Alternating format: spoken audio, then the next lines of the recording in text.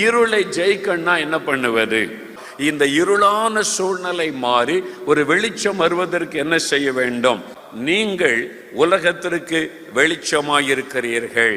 என் பிள்ளைகளே, ரட்சிக்கப்பட்ட நீங்கள் தான் இந்த இருளை விரட்ட முடியும். தான் ஆண்டவர் சொல்லுகிறார், நீங்கள் உலகத்திற்கு வெளிச்சம்.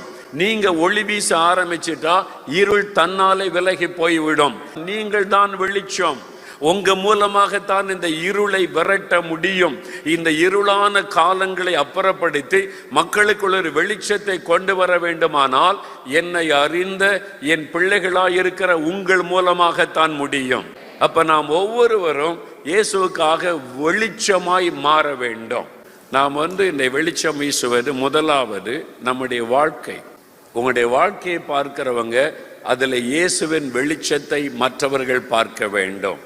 முதலாவது நம்முடைய வாழ்க்கை பிரகாசித்தா உங்க மூலமா நீங்க வேலை செய்கிற இடத்துல எல்லாம் வெளிச்சம் பரவி செல்லும்.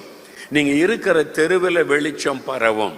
நீங்க இருக்கிற ஏரியாவில் வெளிச்சம் பரவும். அப்ப அங்க இருக்கிற இருளின் ஆதிக்கங்கள் தானாக அழிக்கப்பட்டு விடும். ஒவ்வொரு தேவ பிள்ளையும் வெளிச்சத்தின் பிள்ளைகளாக ஒளி வீச ஆரம்பிச்சா சாத்தானுடைய இருளின் வல்லமைகள் தானாக ஓய்ந்து போகும். ஆகவே நாம் வெளிச்சம் வீசுகிறவர்களாக காணப்பட வேண்டும்.